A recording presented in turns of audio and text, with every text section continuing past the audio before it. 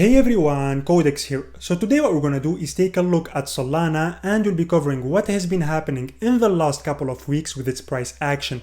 So if you guys like the content, make sure to like this video, subscribe to the channel if you haven't already, and of course join the Telegram group. So Solana is indeed up from the local bottom at 27 US dollars, and yeah, it has had a move up of about 53% from that bottom to where we're currently at, but if we're being honest, this isn't enough and it's not really what we're looking for.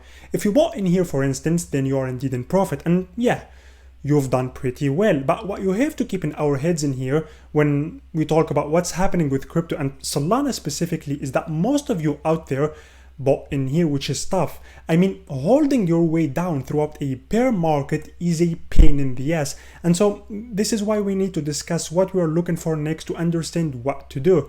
Now, if we look at the VPVR indicator, which we usually cover to grasp where the high activity is happening, we can notice a massive horizontal spike in here. I mean, this thing is huge. And from our all-time high to basically 40 US dollars, we've got nothing, absolutely nothing. Just a series of low volume nodes. And so what this implies is that this entire range from our all-time high to where we currently are does not have high demand and supply. It does not have high supply and demand. And this is why the price has fallen significantly in a short period of time.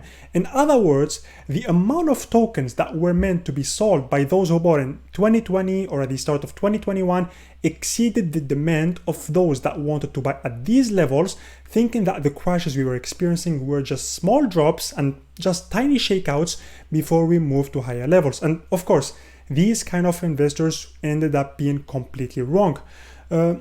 Now, since we know that the indicator helps us find the highest rated regions, we can understand that there is a lot happening in here in our current range. And what tends to happen in such areas, which are called high volume nodes, these areas tend to have relatively high volume.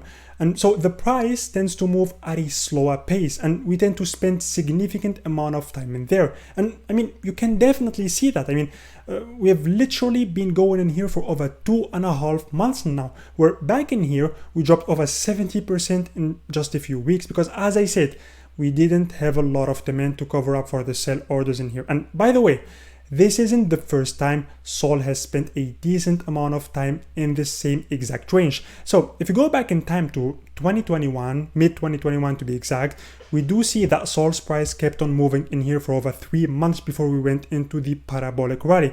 And so, in my opinion, as long as we are below this area, which is where we got rejected the last 2 times, I don't see much happening. I do believe that we'll experience an automatic rally like this one, if we break above this level, which is what basically happened in here. But other than that, it's gonna be tough because remember that the pace in here is very slow. Now, if we take a brief look at the stochastic RSI, which is another indicator, we can see that both our lines are above 80, which is a very good sign. And usually when the 2 lines are at such a high level, the price just keeps on rising. I know that the trend has been very weak, and I know that we haven't been doing much, but we aren't going down either.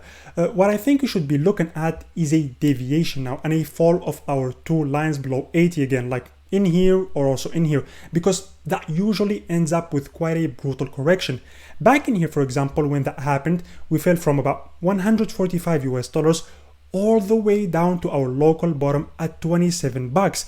And this in here isn't any different. And although this drop might seem small, it's not, because this was a 47% correction amid the fall of our 2 lines below 80. Back in here when that happened, we experienced the same exact thing. That was basically the indication that the bull run has ended and that was the beginning of the bear market. And as both our lines fell below 80, the price collapsed from the top. And so yeah, this is simply what I would be looking for on the 3 days time frame if I were interested in diving in with Sol. Overall, not much has been happening. The trend has been very weak, but we will see how things evolve from here. Thanks for sticking by till the end. Have a nice day and I'll see you in the next one. Bye bye.